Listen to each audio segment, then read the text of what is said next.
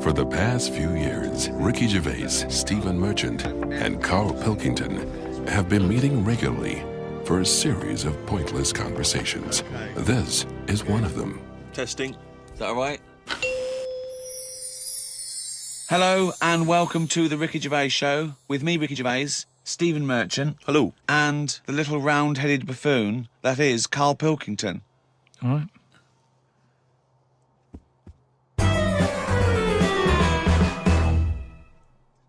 Now, you probably know me from such works as The Office and Extras, Stephen being my co-writer and co-director on those things. For those people who are not so aware of Carl Pilkington, he was our producer, sort of given to us when we first started on XFM. And you're thinking, well, why are we doing a podcast? It's because I like to be in a room with Carl Pilkington. You know, like some people go and help sort of chimps. Do they? Yeah. Well, they go to the jungles and things. And help out little sort of endangered Diane species. Fossey or whatever. Exactly. You're very much the Diane Fossey of the Manchester scene. Of the little bald mank world. And Carl Pilkington is an ongoing experiment for me because I've seen him blossom from an idiot into an imbecile. And I want to see it through. Look at the way he's looking at us. Look at that. He's got a perfectly round head.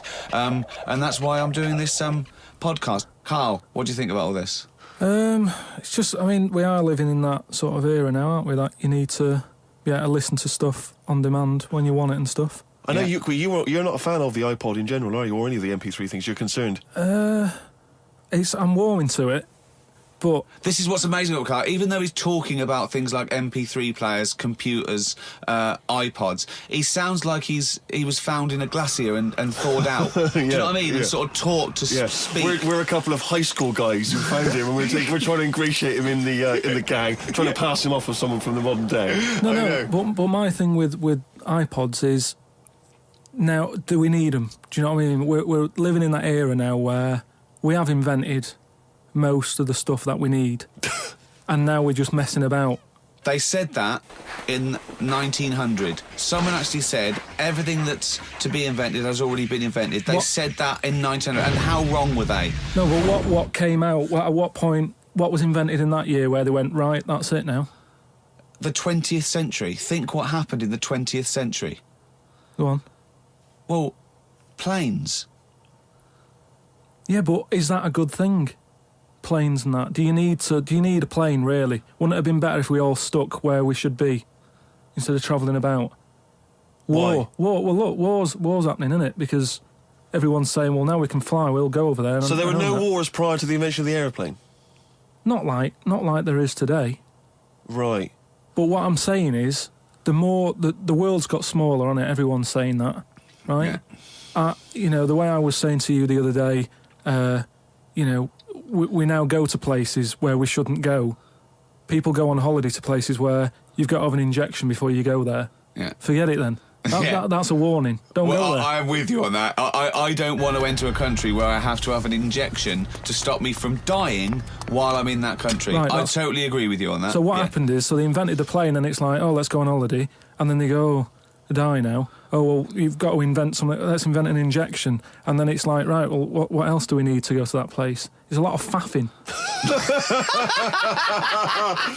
So what I'm saying is... Is that a place? A lot of faffing? What I'm saying is, Steve's travelled more than I have. You've been to, dangerous places. I've been to places where you need injections, yeah. Yeah, but why? Because it's fascinating, isn't it? Don't you not believe in that idea of travel broadens the mind? It makes you experience other ways of life, other ways of thinking. It just enriches you as a human being. That's the whole reason people go travelling. But since the invention of the telly, you don't have to go that far to see it. You're absolutely right. So there you go, then. The telly was the 20th century, wasn't it? Yeah, it's pretty good. So where would you stop, then? You'd stop making stuff now? Stop inventing stuff right now? If we're going to invent something, right, forget, the traditional way of people having kids, right? The way they, have it away and that. What do you mean? What do you mean? No, the way that, we have kids and stuff. If it'd be good if what happened was to control it is if man and woman, right, they're born and that, they enjoy their life, they learn a lot, they live to be about 78, I think, by that point. So specific. Yeah, 78, No. yeah. But by 78, I reckon you've sort of got to that point where you go, do you know what? I've done everything I'm going to do. If you haven't bungee jumped by the time you're 78, you're not going to do it. You know what I mean? So it's kind of like... Your hips come off. You've done it all now. Yeah. And then you die, right? So say if everyone had that, they live to be 78. But then just as you die, you have a little baby inside you. And as you die, your life carries on. Sorry. How is this happening? Sorry, are you mental? No, but don't you think... I mean, what? I've never heard such drivel. You're saying that, but if Newton said it, you'd go, interesting. That's what annoys me. The point is, Carl, he never would. He'd never say it. That's the point. If you never say it, I don't understand what you're talking about there. How was it? How is there a little baby in a 78-year-old? No, what I'm saying is it's like an apple where the apple grows and it's got its little baby pips in it, and the apple goes and the seeds are planted and a new one's born. But that's what happens. But that is what reproduction is. Yeah, but I'm saying babies aren't being born left, right and centre. It's controlled so that as someone dies, someone's born. But Carl, stop. Whose responsibility is this? If you don't want to do it, we won't do it. But I'm is just it supposed to be nature? Has nature got to develop humans so that we act that way? We live that way? Or is this a scientific experiment? He said to you then, he said, look, if you don't want to do it, we don't need to do it. Yeah. Like, if you're up for it, we'll sort it out. Yeah. We can do that. We'll have a whip round so we can do the research. I just think, at the end of the day, we've got to do something. And is anyone keeping an eye on this and looking at what we can do next to control the population thing? It does my head in that I've got to live in London for work and what have you, and there's loads of people here, and, forget going out on a Saturday night, it's too busy, and you can't move, and they keep... I mean, what annoys me about London So your solution is that 78-year-old women have little babies inside them, and as they slip away into death, the little babies... And how is that baby then raised? Who looks after the baby? Because it's a pretty good system, having a baby while you're young enough to look after that baby and make sure it lives to, reproductive age itself. I mean, that system's been working for years. Nature's sort of sorted it out. Natural selection and evolution sort of makes that a good model. But wait a minute, nature. Pop that on hold, because Carl Pilkington's got an idea. Yeah. That's what it was, just an idea. Yeah, well, it was nonsense. But thank you for it. The worst I mean, it was the ramblings of someone you'd find by themselves in a hospital eating flies. This is the sort of thing you find when, if they find maybe a pamphlet or a booklet written by a psychopath. Someone, just before they went on a rampage and then turned the gun on themselves, they go through their possessions and they find a book and it's got weird drawings, women with knives in their face, and this kind of garbage. In fact, I saw a similar sort of theory written out on a wall, but it was written in shit. Exactly. Yeah. No, all I'm saying is, I think it's, when people die normally, everyone's fed up about it, aren't they, and a bit down. But if when you pass away, you go, oh, we're going to miss Gladys or whatever, but then there's this new life brought in, it's almost like a bad news, good but news. you're talking about it like someone could pick this idea up and run with it. Like you've given them enough information to do it. How is this possible? Where does she get the baby from? Why does it grow? Why grow it in Gladys's belly? Why not have it in a drawer? But what I'm saying ready to go, just add water. I mean... Who looks after son of Gladys? There is no theory here. It's the ramblings of a madman. What I'm saying is, though, the body's always changing, innit? From caveman to now, or whatever. In some cases. And they're always finding out more and more. Like I read the other day about how they're saying, do you know, like they say, people have 6 senses. Yeah. There's loads more than that. Right, and there's this one... I say, show me that you've got one. No, right, and there's this one that's knocking about. Go on. That, what it is, say if I'm in a pub, right, and I'm just doing a crossword or whatever. Unlikely, but go on. And there's some woman who's walked in, right, and she's staring at me. Yeah. I know she's looking at me, and I look up and I look round, she's looking at me. Right. And they're saying that's a new sense that they found out from, like, doing tests and what have you. Yeah, it's rubbish. And they're saying that's been around since like man and dinosaur was knocking about. They've stopped. No, they've explained it. I think it's safe to assume that, that with your perfectly round head, people are always stopping and looking. No, but they explained it. You just know that there's probably going to be someone there if you look right. They said it's from the time when, like, caveman was, like, wandering about, and he'd go, hang on a minute, and he'd look round, there's a dinosaur there or whatever, and he'd leg it. This is nonsense. Not- I hate when people use the term when caveman was wandering round. Caveman and dinosaurs. Oh, they used to live together, yeah. Oh, that's the same era. Yeah. What have you been watching? Raquel Welch? What do you mean? Well, what do you mean caveman wandering, knocking around with a dinosaur? You know the Flintstones is only partly based on fact. Dinosaurs and man did not coexist. The dinosaurs had long gone before man arrived. Extinct. Kaput. You don't believe us? What, you don't believe because you've seen... Because you saw that film where they took pictures of lizards and magnified them and put them next to men in films so they looked like they were fighting. Yeah. No, but why couldn't that have happened? What is the film with Raquel Welch? A Million Years BC. A Million Years BC or something. A Million Years BC. Brilliant. Yeah. Yeah. No, but... She had a sort of woolly mammoth bikini. Fact. But why wasn't the dinosaurs back then just like how we have dogs now, in a way? He's watching the Flintstones. He's thinking of the Flintstones. Yeah. That's what he's when thinking. He puts out the saber-toothed tiger. Yeah, and then Dido and he mixes his concrete in a pelican. Yeah. I just think that there must have been a crossover point. Why? Why did you say that? Why do you think there must have been There a crossover must have point? been. Because if nothing was knocking about at any point, how did anything carry on? I know. Exactly. Why didn't Hitler meet Nero? It's weird, isn't it? There must have been a crossover. They must have met somewhere. They must have met at a party somewhere. They mixed in similar circles. Yeah. They must have bumped into... I can't believe it. Yeah, forget it. Oh. Well, now time for one of our regular features. Monkey News. Do the jingle. Oh, chimpanzee that monkey news.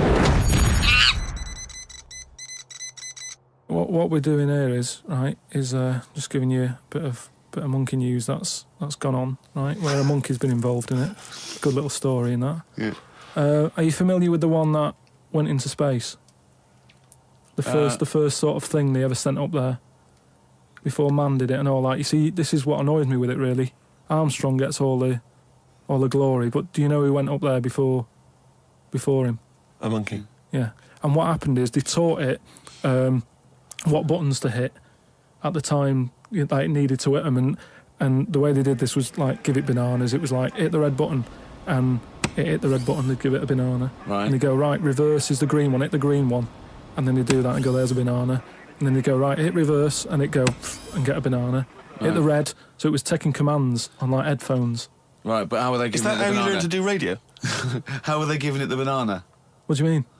No, Well, this is before it went. You wouldn't just go and put a monkey in it and go, there you go, get on with it. They'd sort of put him in one of them capsules that you get. Yeah. And they were on headphones. I don't believe this happened. Well, I'm telling you the story now. So the monkey I don't think they trained it to do anything. I think they sent it up there and he put electrodes coming out of it to see what it wasn't any of that. They did a thing like they do, like they can with animals. If you give something, like a treat, you can teach it how to do it. It's just like a dog, isn't it? It's called Pavlovian conditioning. However, that was to see if it would salivate or go over to a particular corner, not if it could control a spacecraft. Next one up. It's the next one up. As far as the monkey's not sat there going, oh, I'm a bit under pressure here, it's a rocket. All that's knowing is, I'm getting a banana if I hit that button. That's all the monkey's thinking about. Right? They wouldn't put billions of space But dollars. how can they be sure that it's going to press the button at the right moment? Because it's got headphones on. It's not like willy-nilly. It's not just like pop it in there. Willy-nilly, who's that? But what's to stop it from just hitting it any old time? Because it's a monkey and it's not a human. Because he's trained now. But He's anyway, trained. so He's listen, fully trained, yeah, go So on. what happened is, anyway... Oh, this is absolute rubbish. They pop the monkey in there. Yeah. He's got his headphones on. They go in, right, hit the green one. And I think there's something there that a little banana comes out to keep the same... No, you're making this up. I'm not, it's the same... There's no way that they made a spacecraft that had a banana dispenser. Right, There's no way in this world that they made a spacecraft that could go into outer space, right? Manned by a monkey with a banana dispenser. So you're saying that it's easy to send something up to space, but you don't believe there's a little banana machine? Right, okay, So it comes to the launch day, monkeys sat in there, everyone's ready, bananas are stocked up and all the rest of it. They go, right, hit the green button.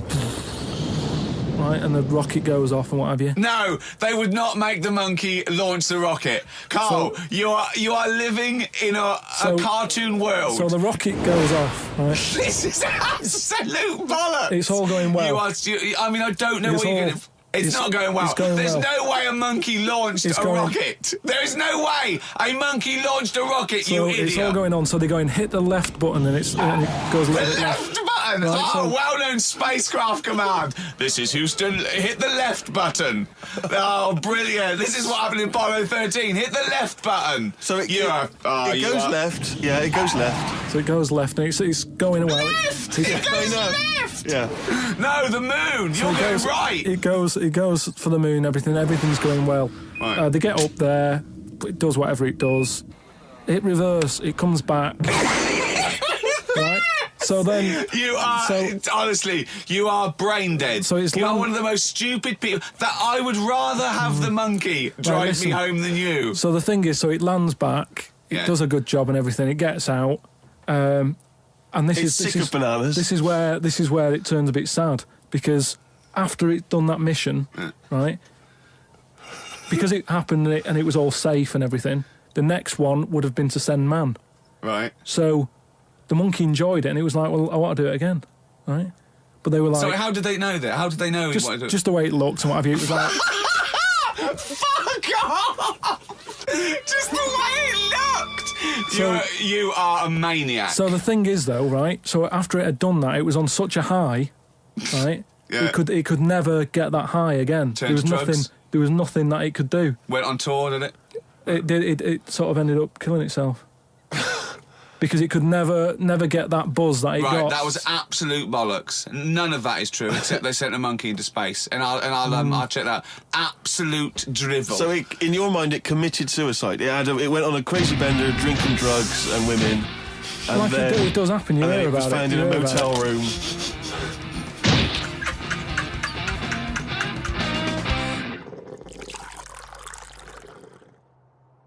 I met Derek Akora the other week. Oh, yeah. Right. Now, who's he? Which one's he? Is he a medium? He can contact the dead, is that right? He just chats to him and that, passes messages on. Nice of him. So I said, tell us something a bit weird and that. So he said, what do you want to know? I said, just something weird. So he goes, all right then. He said, here's one for you, right? And he said, there's this pub out in the country. And he said, there's this mug. Do you know those old mugs that they have where they used to like leave their own cup knocking like about, didn't they? Oh yeah. The tankard thing. Yeah. So there was one of them mugs in there, right? And everybody... Tankard, let's use tankard if we've established that's the word. Tankard, yeah. Because you're the only mug in this story. Right. Believe in it all. High five. Great. So this tankard's knocking about, right? And everyone who's running the pub keeps going, I wish they'd stop leaving this tankard about, right? And they pick it up. It must be a pain. Having a tiny, small tankard in a pub, that must be a real grind. So every time they sort of picked it up and went, we'll have to wash that, and they popped it on a different sideboard. Next thing you know, that person who's touched it died, right? Sure. So they must have been getting through bar staff. So they kept getting in new staff and that. And they were like, what's the connection here? Right? What's the connection here? Oh, God. So they get a vicar in. Of course they do. And they go, look, there's a lot of weird stuff going on here. This tankard, every time someone touches it, they die. So he said, leave it with me. He gets his special water out and what have you. He comes round, does a little prayer, sprinkles it. He goes, right, not a problem, don't worry about it. He picks it up, chucks it in the bin. Guess what? What? Dies in a crash on the way home. Because he picked it up. Well, but Carl, you're telling me this like it's fact, and I'm meant to go, that's amazing. Derek Akora, he told me. Carl, I have no opinion of that story other than I'm pretty sure there was absolutely no connection between touching the tankard and him dying. That's all I'm sure of. It's not just him though, is it? I'm not going to even contest the chain of events. All I'm saying is there is no connection. There is no connection possible because I believe in logic and the laws of the universe. Yeah, but what I mean, you never pick up a vibe of... Like, I've got a mate, right, who he's living in this big stately home, right, and he's living in there now. He pays £100 a month. There's about 80 rooms. Gee. And it's this big stately house and what have you. And I went down there. He said, come down and have a look, right? And from outside, you go, "Oh, this is brilliant. It's like something out of, you know, like the Man of Born or something." You go, "This is impressive." But then when you get in, it's like it's a wreck, and we go in, and all the floors are like a wreck and rotten and stuff. And I looked at the wall, and there was like a little piece of paper stuck on the wall, right? And I said, "What's this here?" So I wandered over, right? Got right up close to it, and somebody had wrote it. Somebody had wrote it. Oh, Somebody had wrote it. Right, go on. So there's a little sign there, right? And I go up to it, and it says "flies," right, with an arrow. Flies, like flies this way, right? I think that's a bit weird. So I follow the arrow, right, which goes to this corner where there's a shelf, about 3,000 dead flies on it. Oh my God. Condom stuck on the top. That's weird, isn't it? That is weird. That is weird. Right? So I'm looking at that, and there's loads of stuff on the floor and that bits of paper. Picked up this bit of paper, right, and it had like in biro and that. It looked really old, like it'd been there years, and it had something like need nappies, dummy, right, blankets, blah blah, all this like all stuff for like, and I turned it over, right, and it said none of this now needed, baby dead. Right. Now that's weird, isn't it? Now that's what I'm talking about when you get a bad vibe. You go, that's who's been in here. Its bad vibe is just based on the fact that your mate's in charge. Yeah, that's terrifying. I mean, so it's like saying, are we scared of the dark? Yes, I understand why people are scared of the dark. I'm a little bit scared of the dark. You're walking along. Because you don't know what's in it. Yeah, you don't know what's in the darkness. That's why people get nervous. It doesn't mean you have to make the leap then that you've got some paranormal sense. Oh my God, I'm Carl Pilkington, and hang on, just like Derek Acora, I have sensed something strange and evil in this room. Wait a minute, there's some flies in a condom. I was right all along. That is weird. Flies in a Johnny equals badness. the flies in a condom was weird. It's weird. I don't know. But the note. Yeah. I just think of his face when he saw that, reading it by torchlight. You must have been terrified. It's a bit odd, isn't it?